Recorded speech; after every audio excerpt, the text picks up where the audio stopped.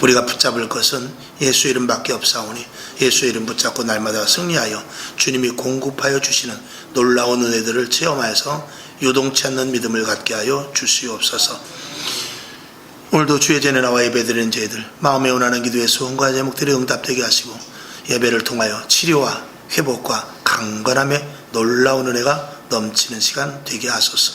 부족한 점이 있었습니다. 입술을 주장하시고 오직 하나님의 말씀만 가감없이 선포할 수 있도록 제단의 권세와 능력으로 붙잡아 주시옵소서.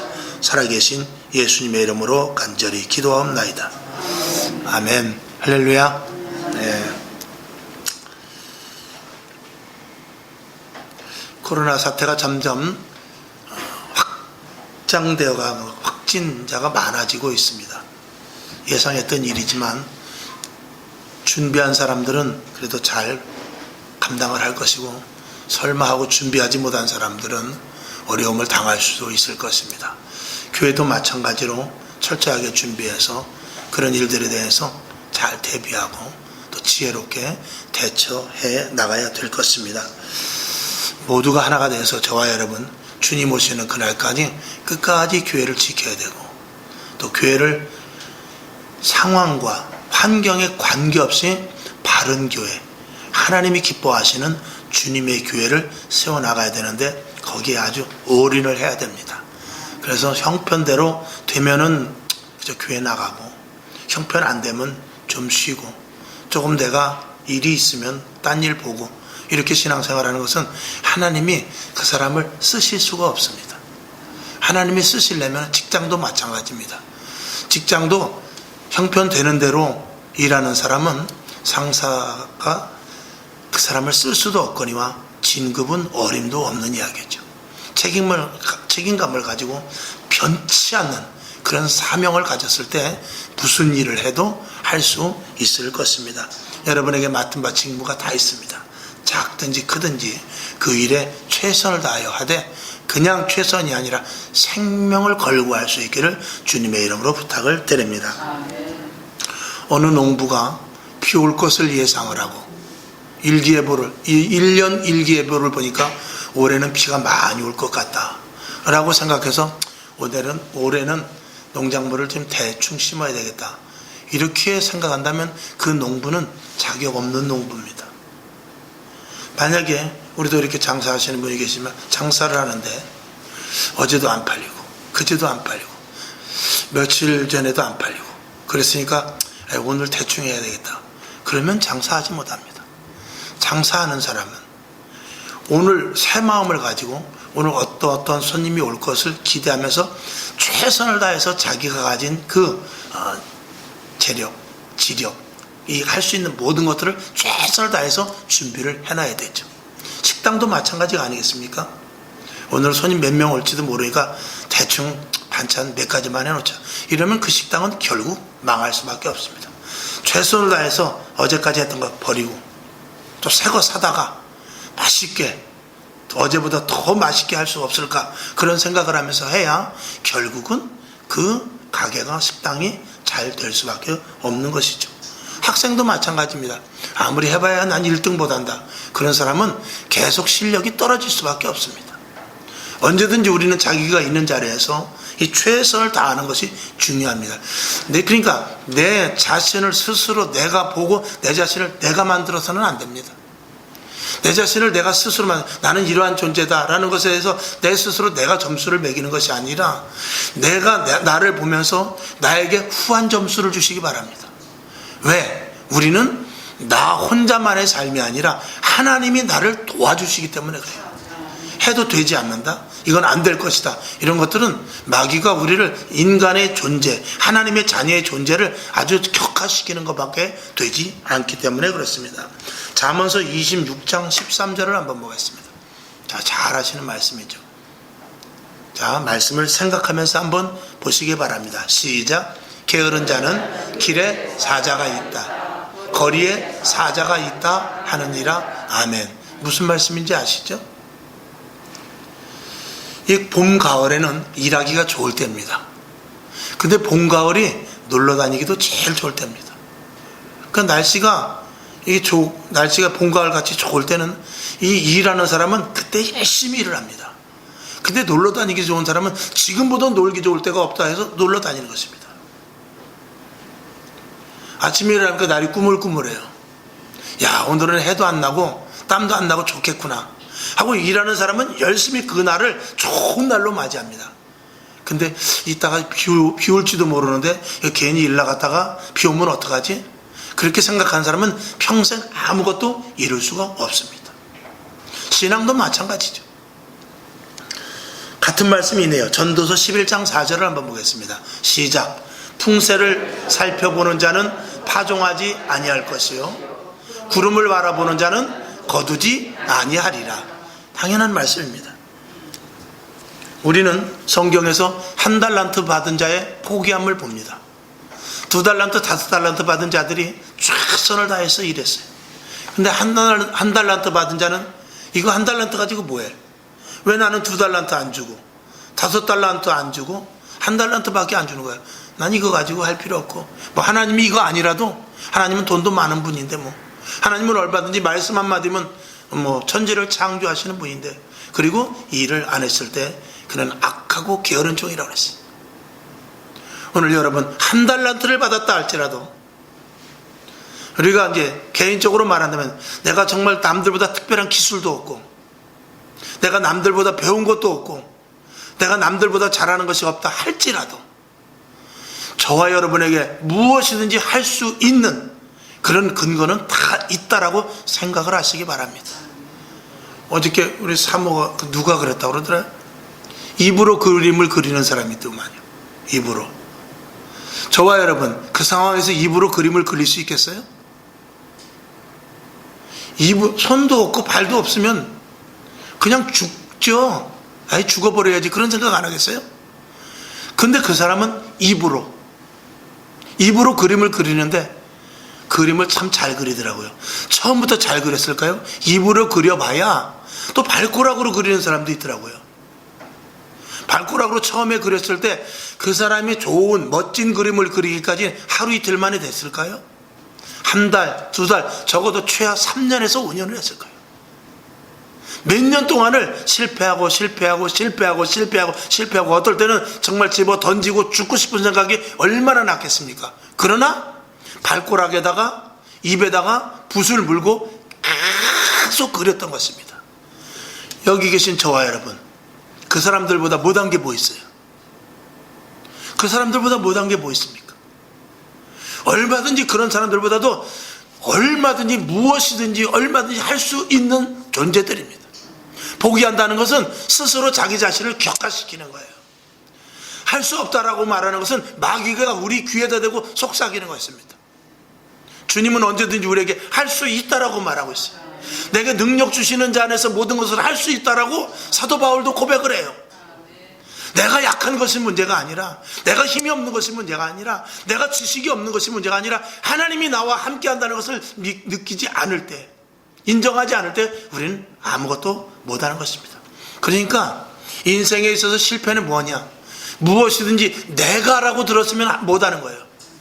내가 해야 되는데라고 말할 때는 아무것도 못하는 것입니다. 왜? 나는 한계가 있어요.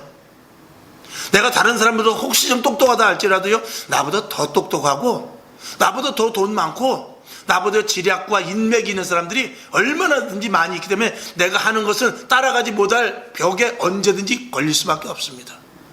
그러니까 그리스도인으로서 우리가 예수 믿음으로써 가장 좋은 것은 우리는 하나님이 계시기 때문에 나는 포기하고 나는 아무것도 할 수 없다라고 내려놓을 때 하나님이 즉시 도와주신다는 것입니다.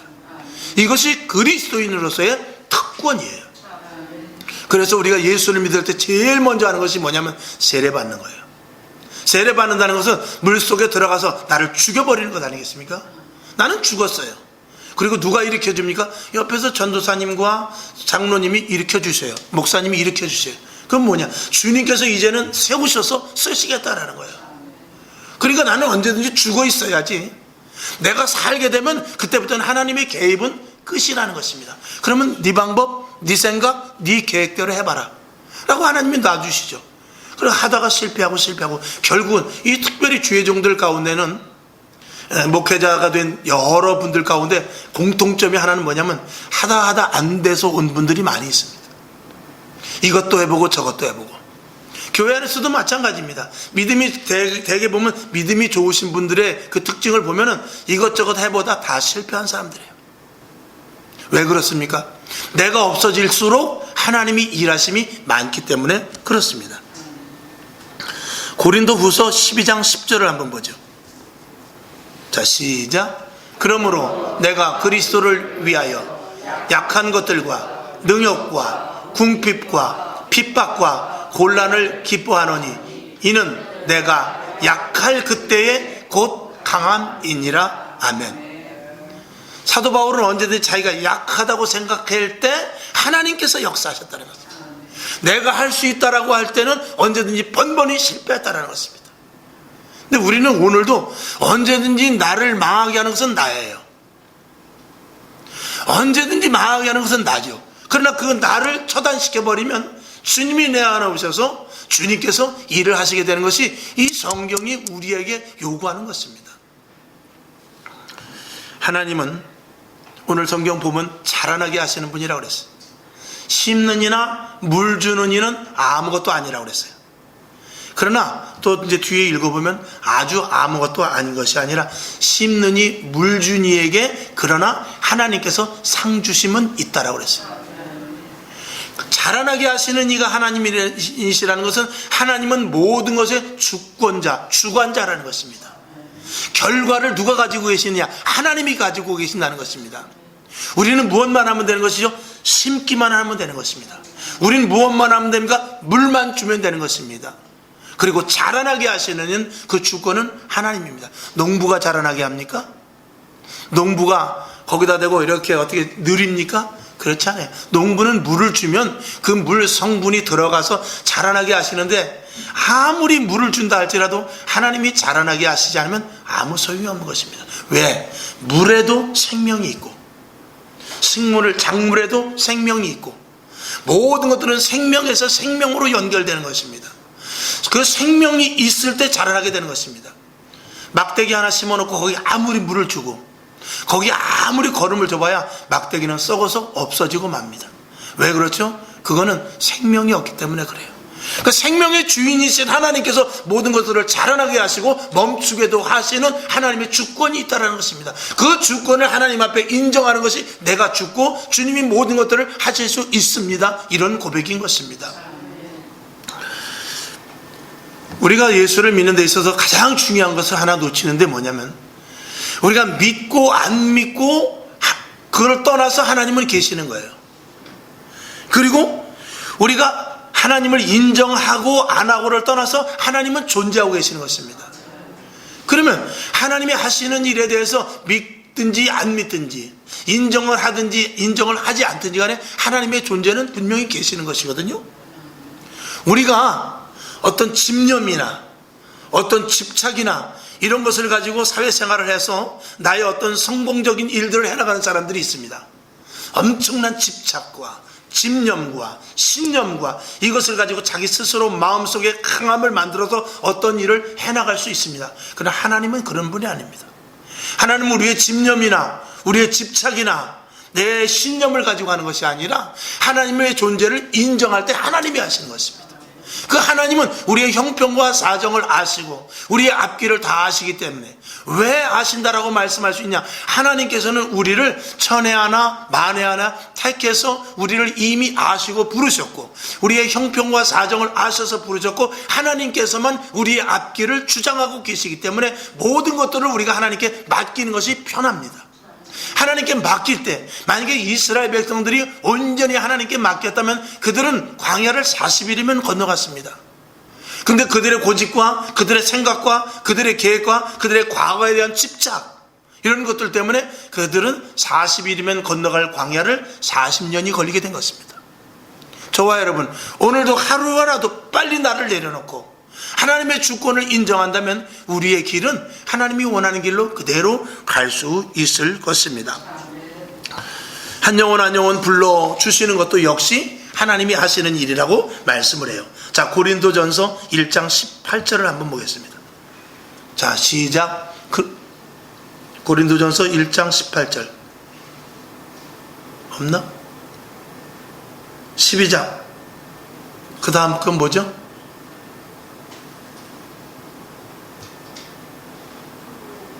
글로 바로 넘어갔나? 그 전에 고린도후서 제가 보겠습니다. 자, 고린도전서 1장 18절에 보면 십자가의 도가 멸망하는 자들에게는 미련한 것이요, 잘 아시는 말씀이죠. 구원을 얻은 우리에게는 하나님의 능력이라. 그러니까 이 전도라는 것을 특별히 하나님께서 말씀하신 것은 뭐냐? 하나님께서 전도에 대해서 한 영혼 한 영혼 구원해내는 데 있어서는 하나님의 온전한 주권이 필요하다는 것입니다. 그리고 우리들에게 무엇을 하라고 그랬냐? 고린도전서 1장 21절을 보면 하나님의 지혜에 있어서는 이 세상이 자기 지혜로 하나님을 알지 못하는 거로 하나님께서 전도에 미련한 것으로 믿는 자들을 구원하시기를 기뻐하셨도다. 잘 아시는 말씀이잖아요. 우리가 전도하는 것이 이게 사실은 하나님 보시기에 실질적으로 그건 미련한 것이라는 것입니다. 우리가 전도한다고 한 영혼 한 영혼 돌아오느냐? 그렇지 않다라는 것입니다. 우리가 설득을 한다고 그 사람이 예수 믿느냐? 그게 아니라는 것입니다. 우리가 맛있는 거 사준다고 그 사람이 교회 다니냐? 그게 아니라는 것입니다. 우리는 심고 물 주듯이 그에게 가서 짜장면도 사주고 교회 갑시다라고 말하는 것이지만 실질적으로 한 영혼이 온천하보다 귀하기 때문에 엄중한 그 한 영혼 한 영혼, 엄청난 그 한 영혼 한 영혼 구원해내는 데 있어서의 주권은 누가 가지고 계시냐? 하나님이 가지고 계신다는 것을 말씀을 하고 있는 것입니다. 그러나 우리가 해야 될 일은 뭐냐?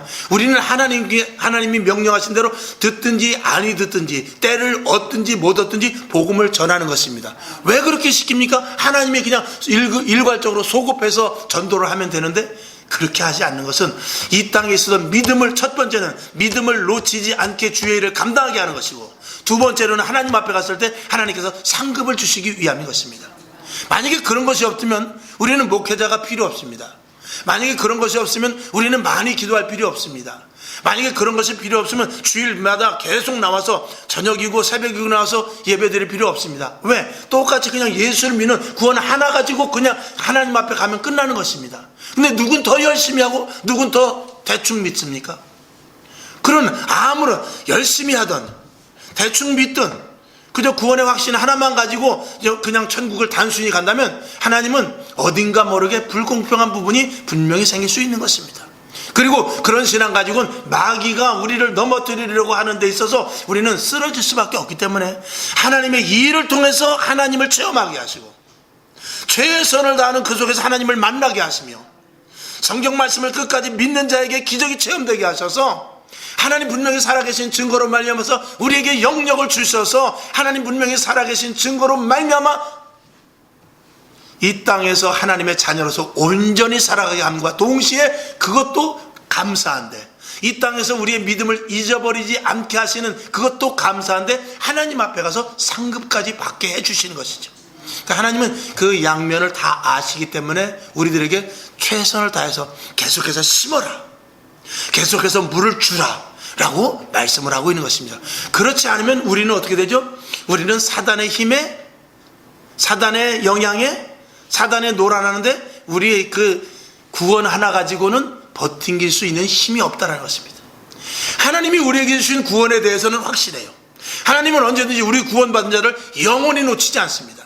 그 영원히 놓치지 않는다는 것은 우리가 어디로 가든지 하나님께서 끝까지 붙잡아 끌어서 놓는다는 그런 의미도 있지만, 마치 타항자와 같이 나는 교회가 싫습니다. 그리고 나가버려.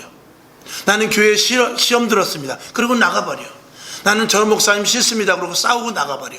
아니면 하나님 너무나 힘듭니다. 이렇게 어려워가지고는 내가 신앙생활 할 수 없습니다. 그리고 나서 교회를 외면해서 나가. 그렇다 할지라도 하나님이 버리시는 것이 아니라 그럼에도 불구하고 돌아오기를 기다리신다는 의미에서의 구원의 영원성입니다. 돌아오지 않으면 소용없는 거예요. 하나님은 끝까지 사람을 통해서 환경을 통해서 오게 하셔요. 그러나 돌아오지 않으면 소용없습니다. 끝까지 기다리신다는 것은 구원의 문을 열고 계신다는 의미인 것입니다. 그러니까 사단의, 마귀의 그 엄청난 회오리 바람 속에서 우리가 주의 일을 열심히 하지 않고 하나님의 말씀을 순종하지 않고 우리가 영적인 것에 대해 무관심한다면 우리는 주 안으로 실패했던 인생이라 할지라도 주 안으로 돌아와야 되는데 돌아올 힘이 없게 되는 것입니다. 교회 안에서도 마찬가지입니다. 최선을 다해 착하고 충성된 종이 될 때 우리는 하나님 앞에 온전히 서 있는 그 정체성을 잃지 않는 모습을 갖게 된다는 것입니다. 그래서 착하고 충성된 종으로 교회 안에서 헌신하라고 하는 것이에요. 교회 안에서 봉사하라는 것입니다. 예배 빠지지 말라는 것이고 물질도 드리고 헌신도 하면서 주님과의 계속해서 연결점을 가져야만 마귀의 괴계를 이길 수 있고 마귀가 뒤에서 끌어잡아 다녀도 놓치지 않는 견인력을 자동적으로 갖게 된다는 것입니다. 오늘도 이 자리에 나와서 예배 드릴 때 주님은 우리를 꼭 붙잡고 계시지요. 우리가 주 안에 붙어 있기 때문에 마귀는 계속해서 바람이 불고 폭풍우가 불어치면 나무가 뿌리가 뽑히는 것과 마찬가지로 우리를 그리스도 안에서 떨어뜨려 놓으려고 해요. 그러나 떨어지지 않는 것은 뭐냐? 착하고 충성된 종, 심고 물 주기를 계속할 때 우리는 떨어지지 않게 된다는 것입니다. 우리는 그래서 계시록 2장 10절을 한번 보죠. 시작. 내가 죽도록 충성하라. 그리하면 내가 생명의 면류관을 내게 주리라. 아멘. 죽도록 충성하면 생명의 면류관을 주시지만 사실은 그 안에 비밀은 뭐냐? 금방 말씀드린 대로 죽도록 충성하지 않으면 우리 스스로 낙오자가 될 수밖에 없는 그런 약한 위치라는 것입니다. 그러니까 하나님이 우리를 너무나 잘 아시기 때문에 죽도록 충성하라라고 말씀하시는 것이죠. 여러분 최선을 다해서 충성할 수 있기를 바랍니다. 때로는 한 영혼 한 영혼을 위해서 정말 어떤 분들은 정말 자기 남편 하나를 위해서 자기 부인 한 사람을 위해서 평생 다른 것 하지 못하고 그 일만 위해서 매여 있는 사람들도 있습니다. 참으로 힘들죠. 그러나 그런 자리에 있다 할지라도 그거 하나를 위해서 생명을 걸고 착하고 충성된 종으로서 심고 물 주기를 계속 해야 되는 것입니다. 그래서 한 영혼 내 남편을 구원했을 때, 한 영혼 내 아내를 구원했을 때, 한 영혼 내 자식을 구원했을 때, 내 부모를 구원했을 때 온 천하보다 귀하다, 한 영혼이 온 천하보다 귀하다고 하나님께서 말씀하신 이유에 대해서 우리는 이해를 하게 될 것입니다. 하나님은 오늘도 우리들에게 말씀하고 있습니다. 착하고 충성된 종이 되라는 것입니다. 지금도 물을 주라는 것입니다. 지금도 계속해서 심으라 라고 말씀을 하고 있는 것이죠. 교회의 부흥이나 성도들의 축복도 마찬가지입니다. 하나님이 허락하셔야 되죠.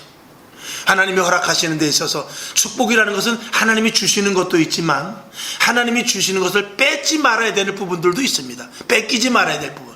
그 뺏어가는 것은 누구죠? 사단이요, 마귀요, 귀신의 역사들입니다.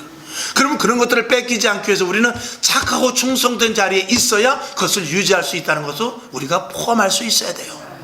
여러분 더욱더 최선을 다할 수 있기를 주님의 이름으로 축원을 드립니다. 빌립보서 4장 13절을 보겠습니다.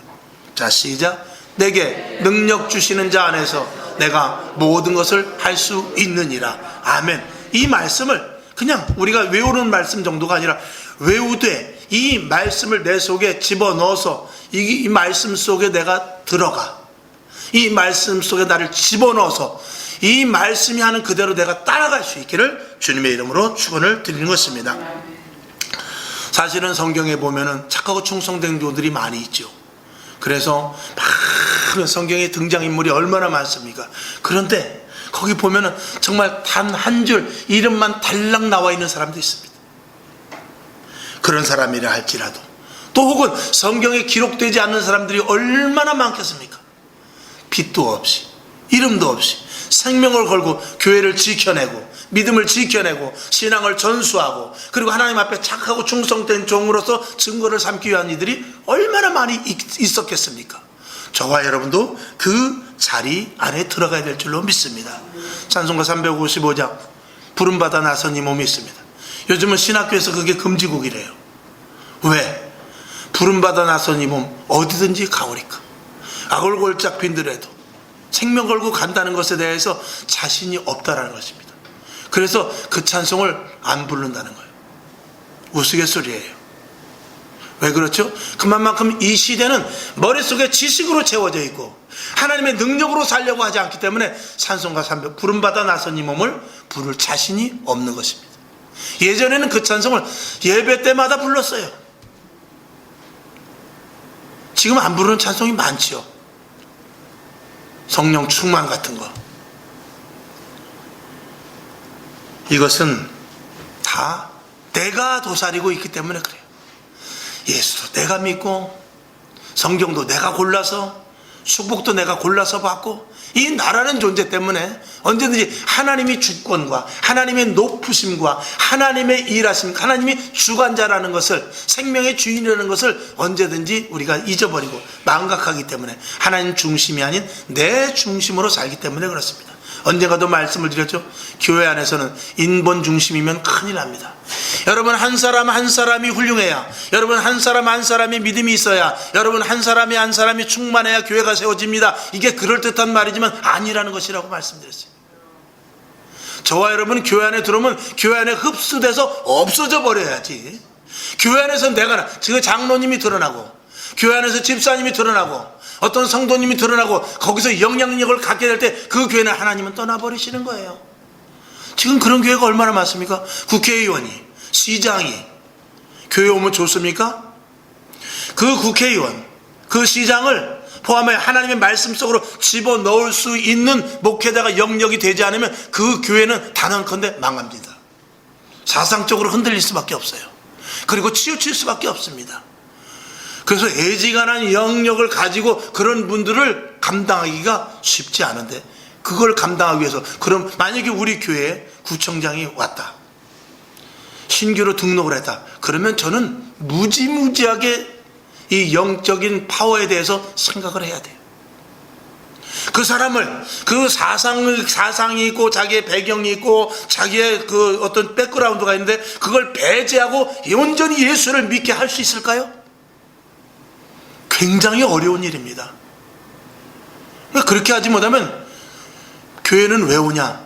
사람들은 연예인을 보러 오고 구청장을 보러 오고 국회의원을 보러 오고 변호사를 보러 오게 되는 것입니다. 명목은 예배 드리러 오지만 실질적으로 예배를 드리다가 한번 어디를 쳐다보느냐? 그 변호사를 한번 쳐다보게 되는 거예요. 그 연예인 한번 얼굴을 더 보게 되는 것입니다. 그리고 같이 사진 찍고 싶어하고 나가 그 사람을 안다라는 것을 자랑하고 싶어하죠. 그렇게 되면 교회 안에서 모든 질서는 파괴될 수 있는 것입니다. 그러니까 교회 안에서는, 그러니까 저 소망교회 같은 데서 왜 장로 직분을 받으면서 제일 먼저 시키는 게 뭐죠? 바깥에 나가서 주차장, 차 이거 시키는 거예요. 왼쪽으로 가세요, 오른쪽으로 가세요. 왜 그렇죠? 그 사람의 위치와 자리와 시장이라 할지라도, 그 이명박 대통령이 거기 그 장로님이었을 때 거기 가서 장로 받기 전에 저기 했다며요. 거기서 그 차량 봉사했다며요. 왜 그렇습니까? 자기의 위치와 자리를 다 내려놓으라는 사인이거든요, 그게. 그러니까 만약에 우리 교회 국회의원이 왔는데, 오셨습니까? 반갑습니다. 직분이 뭐죠? 집사 직분을 이미 받았습니다. 그러면 다음 주부터는 30분 일찍 오셔서 안내 쓰십시오. 그렇게 말할 수 있을까요? 그저 천천히 오셔도 좋고 한 달에 한 번 오셔도 좋으니까요, 그저 가능한 대로 오세요. 이렇게 말하지 않겠어요? 그게 박살나는 거죠. 그 신앙 되지 않는 것입니다. 교회 안에서는 저나 여러분이나 하나님 앞에 똑같은 입장으로서 나는 죽고 예수로 사는 그런 교회가 돼야 돼요. 교회 안에서는 나는 절대 드러나면 안 되는 거예요. 교회에서 나는 없어져야 돼요. 교회에서는 오직 무엇을 하든지, 그러니까 먹든지 마시든지 주의 영광을 위해서 하라는 것이 그것입니다. 내가 예를 들어서, 그럼 제가 헌신도 하지 말라는 것인가? 봉사도 하지 말라는 것인가? 물질도 드리지 말라는 것인가? 그게 아니에요. 자, 제가 헌신을 합니다. 제가 봉사를 합니다. 제가 물질을 드렸어요. 근데 옆에 사람이 볼 때, 야, 저 사람이 그런 사람이 아닌데, 저 사람이 청소할 사람이 아닌데, 작년만 해도 저렇게까지 하는데 올해 어떻게 저렇게 됐지? 했을 때 하나님이 하셨구나 라는 것이 나타나야 그 사람이 교회 속에 묻어든 사람입니다. 이해가 가시죠? 그러니까 내가 하는 일, 내가 하는 헌신, 봉사, 내가 하는 모든 계획, 내가 하는 모든 이 생각이 다른 사람들이 보았을 때 저건 저 사람 제정신이 아니다 이렇게 나와야 돼요. 저 사람이 예수 믿고 하나님이 은혜를 받았기 때문에 저 일을 한다 이렇게 표출이 돼야 됩니다. 그래야 그런 일들로 말미암은 성도들이 있어야 그게 하나님의 교회예요. 그게 주님의 교회예요. 주님이 역사하시는 교회인 것입니다. 그러니까 저 사람은 돈 많으니까 헌금했네 이것이 아니라 저 사람은 항상 청소하니까 뭐 청소하는데 조금 뭐 좀 잘난 척은 하지만 그래서 청소하니까 봐주지 이게 아니라는 것입니다. 무슨 일을 하든지 간에 그 사람의 어떨 땐 초월된 부분 속에서 저 일은 분명히 하나님이 하셨다라는 것이 드러낼 수 있는 자가 되어야 되는 것입니다. 그러니까 저도 하나님의 말씀을 이렇게 전포할 때 어떤 땐 저도 소리도 뭐 얼마나 지릅니까? 전 제정신이 아니다 이렇게 보셔야 돼요. 우리 목사님은 목소리가 크니까 소리 지르는 게 좋아 이렇게 되면 안 된단 말입니다. 이를테면 그러니까 모든 것들이 하나님의 도우심으로 했다라는 것이 보여져야 내가 죽고 예수로 사는 인생인 것입니다. 말씀이 나왔으니까 당부를 드립니다. 우리 교회는 당연히 그래도 우리 교회는 이렇게 드러내시는 분들이 별로 없어요. 너무나 감사하죠. 물질을 드려도 헌신을 해도 보든지 안 보든지 그렇게 합니다. 너무나 감사하죠. 앞으로도 그 일들을 계속 유지할 수 있기를 주님의 이름으로 부탁을 드립니다. 언제든지 나를 드러내지 마십시오. 언제든지 하나님과 나와의 관계 속에서만 계십시오. 내가 나타나면 우리 교회는 망한다. 항상 머릿속에 그걸 넣으시기를 바랍니다. 그렇게 신앙생활하면 하나님과 나와의 관계가 유지될 때 하나님께서 나에게 특별한 비밀의 것을 주시게 되는 거예요. 나만이 알고 있는 그런 비밀이 있을 때 우리는 진정한 그리스도인으로서 하나님의 축복 가운데 살 수 있는 것입니다. 자, 갈라디아서 2장 20절을 보죠. 시작. 내가 그리스도와 함께 십자가에 못 박혔나니 그런즉 이제는 내가 사는 것이 아니요 오직 내 안에 그리스도께서 사신 것이라. 이제 내가 육체 가운데 사는 것은 나를 사랑하사 나를 위하여 자기 몸을 버리신 하나님의 아들을 믿는 믿음 안에서 사는 것이라. 아멘. 이 말씀 그대로 저와 여러분 접목될 수 있기를 바라며 결론으로 말씀을 드립니다.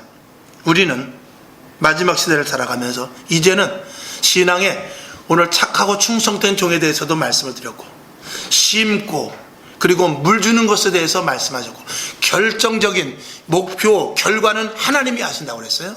그럼 우리가 해야 될 것은 착하고 충성된 종으로 헌신하고 심고 물 주는데 이것이 이제는 이 시대에 어떻게 되느냐. 언젠가도 한번 말씀을 드렸습니다만 이제는 어떤 결과를 바라보고 할 때는 이제 지났습니다. 그래서 우리가 기도를 하는 것도요 이제 40일 작정기도 일주일 작정기도가 아닙니다. 이제는 연속이에요. 왜? 위기의 시대, 코로나와 같은 이런 어려운 시대, 이제는 저와 여러분 이제 이 종교와의 전쟁의 시대가 왔어요. 이 죽느냐 사느냐의 문제에 딸린 그런 시대에 지금 신앙생활하는 것입니다. 이제는요 이 세계적인 추세 그리고 정부의 여러 가지 모든 일들 그리고 앞으로 이 사회적인 모든 구도가 그리스도인들에게 집중 포화를 쏟는 그런 시대에 살고 있어요. 그러니까 내가 이제 기도해서 어떤 응답 받고 내가 예배 드리고 하나님 앞에 간구해서 어떤 물질의 건강 환경의 복을 받고 이 문제가 아니라 지금 예수를 믿느냐 안 믿느냐 여기에 딸렸단 말입니다. 전쟁이 나면은요 우리가 훈련을 받을 때는 총을 잘 쏘면은 잘했다고 포상금도 주고 상장도 주고 그러면 전쟁에 나가서는요 그건 나중에 뒷얘기예요. 나중에 전쟁 끝난 후에 큰 산을 점령했으면 그 대제장이 표창도 받고 그러지만 전쟁이 났을 때는 그것 때문에 표창장 때문에 싸우는 게 아니에요. 내가 죽느냐 사느냐 이걸 보고 싸우는 거예요. 그러니까 지금은 전도할 때 저 사람이 전도를 하면은 하나님이 기뻐하시겠다가 아니고 저 사람을 전도하면 저 사람이 올까 안 올까 저 사람이 믿을까 안 믿을까 이게 아니라 내가 지금 죽지 않으려고 내가 살려고 전도해야 돼요. 이제는 기도도 내가 살려고 기도해야 돼요. 이제는 예배 안 나오면 목사님이 전화 오겠지, 예배 안 나가면 내 마음이 껄쩍지근한데, 이것이 아니라 죽느냐 사느냐 예배를 드리는 것입니다. 이건 하나님이 복을 주고 안 주고의 문제가 아니라 내가 예배를 안 드리면 죽느냐 사느냐, 여기에 이제 관건이 있는 거예요. 이제는 마지막 때이기 때문에 그런 것입니다. 그래서 교회 와서 나를 알아주지 않니, 하나님 40일 작전 기도인데 응답이 없니, 이거는 평안할 때 얘기해요. 지금은 그런 시대는 지나갔단 말입니다. 이제는 내 생명과 내 믿음과 내 신앙과 내의 어떤 이 신앙의 정체성을 잃지 않기 위해서 죽기 살기로 하는 게 예배요, 기도요, 헌신이요, 봉사요, 전도가 돼야 되는 것입니다. 이제는 지금 그런 시대예요. 자, 이제 코로나 사태 때문에 앞으로 뭐 이제 400명, 500명이 늘어날 수 있다고 뉘앙스를 풍겼어요. 자기네들도 다 어떤 계산이 있기 때문에 그렇죠. 절대 그런 말 안 하다가 이제 그런 말 하잖아요. 그러면 뭔가 또 있는 거예요. 그러면은 우리 교회에 대해서, 신앙에 대해서도 어떤 연관성이 있다는 걸 여러분 감지할 수 있어야 돼요. 그러면 지금 하나님, 왜 내 자식이, 왜 내 남편이, 지금 이 하나님 물질이 왜 이렇게 내가 힘들거려, 이게 문제가 아니라 이거 앞으로 예배를 드리냐 안 드리냐, 여기에 절체절명의 순간에 있단 말입니다. 이제는 기도할 수 있느냐 없느냐. 엊그저께 금요일에 말씀드렸습니다. 이제는 저 고향에 계시는 한 분은 비대면 예배를 드렸다고 걸렸어요. 그래서 사진까지 다 보여줬어요. 우리 지금 11명 밖에 없는데 무슨 비대면 예배냐. 목사님을 쳐다보고 있었기 때문에 대면 예배라는 거예요. 그래가지고 3주 동안 교회 정지당했어요. 있을 수 있는 일입니까? 그 일이 일어났어요. 그래서 3주 예배 못 드렸어요. 목사님이 이렇게 봤다고. 마스크 다 썼어요. 그리고 11명이 계셨었어요. 그 사진을 찍어서 증거자료를 했는데, 목사님, 이 성도들의 얼굴이 어디를 향해 있죠? 당연히 설교 말씀들하고 목사님을 보겠죠. 그게 대면 예배예요. 비대면은 얼굴을 보면 안 됩니다. 그래가지고 엮였어요. 그 강도가 점점 심해질 때 어떡할까요? 응답이 문제예요? 예배 드리는 게 문제예요. 응답이 문제예요? 기도하고 안 하냐가 문제예요. 응답이 문제예요? 성경 볼 수 있느냐 없느냐가 문제예요. 그런 절체절명의 시대에 있다는 것을 알고 조금이라도 시간 있을 때 더 기도하시고, 조금이라도 시간 있을 때 내 자신을 없애고 주님 중심으로 사는 훈련을 계속 해야 돼요. 게으르고 나태하고 바깥에 구름이 꼈네, 바깥에 사자가 있네, 이럴 때가 아니란 말입니다. 지금 무엇이든지 할 수 있는 대로 최선을 다해서 생명 걸고 해야 돼요. 안 하면 큰일 납니다. 목사가 알아주고 안 알아주고, 옆에 장로님이 알아주고 안 알아주고, 뭐 구역장이 말하고, 이런 거 생각할 때가 아니야. 구역장이 왜 이번 주일에는 구역 예배 왜 전화가 없어요? 그렇지 않아도 내일 하려고 하는데 빨리빨리 말씀해 주세요. 저 급해요. 이렇게 하란 말입니다. 목사님 10시 반인데 왜 성도가 하나도 안 나왔죠? 40분 50분 태워죠. 목사님 이제 그렇게 하면 안 돼요. 막 이럴 정도로 좀 하시라 이것입니다. 목사님 왜 지난번에 교회 계시더니 왜 안 계셨어요? 세미나가 있어서 안 돼요. 목사님 나가시면 안 돼요. 저 기도하러 왔어요. 이 정도 돼야 된단 말입니다. 이렇게 안 하면 안 되는 시대 지금 우리가 살고 있는 것입니다. 정신 똑바로 차리시고, 여러분 심고 물 주는 것에 대해서 최선을 하되 예전과 같이 해서는 안 돼요. 생명을 거기다 담보로 걸고 해야 됩니다. 그렇게 신앙생활 하시길 바랍니다. 세상 사람들도 지금요 히트피트하지 않습니다. 제일 지금 한심한 게, 죄송합니다, 젊은 사람이에요. 40대 이상은 지금 이 머릿속에 앞으로 어떻게 살아가야 될지, 이 세대가 어떻게 될지, 앞으로 10년 20년 후에 어떻게 될지 아주 전 머리가 아픕니다. 젊은이들만 태만해요. 그러면 나라는 망하는 거예요. 젊은이들이 움직여야 되죠.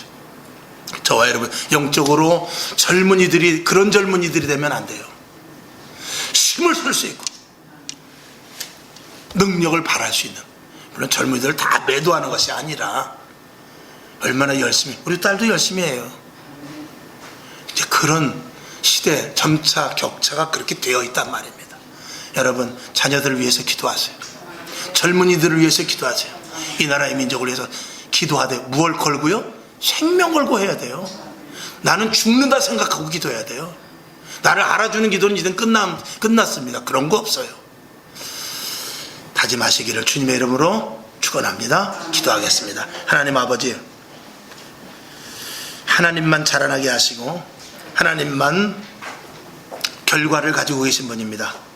우리는 이제 생명을 걸고 복음을 증거해야 되며, 생명을 걸고 기도해야 되고, 생명을 걸고 예배 드려야 되며, 생명을 걸고 성경 한 장 봐야 될 때가 이제 올 수 있습니다. 아버지 하나님, 위중한 이 시대 속에서 우리가 가만히 먼 산만 바라보는 것이 아니고 푸른 초장만 바라보는 것이 아니라 맑은 시내 물감을 우리가 이런 찾을 때가 아닙니다. 정신 똑바로 차리고 우리가 믿음의 전선에 서 있는 자와 같이 최선을 다하여 신앙생활 할 수 있도록 주여 도와주시옵소서. 말씀 가운데 오바된 부분, 잘못된 부분이 있으면 머리 들기 전에 지워주시옵시고, 하나님의 살아 역사하시는 능력의 말씀만 우리 신비에 심어지게 하여 주시옵소서. 살아계신 예수님의 이름으로 간절히 축원하고 기도합나이다. 아멘.